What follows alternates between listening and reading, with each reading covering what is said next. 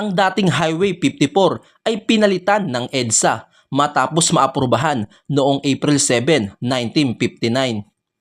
Ipinangalan ito kay Epifanio de los Santos na pinanganak sa Malabon noong April 7, 1871 at tinaguriang Great among the Great Filipino Scholars.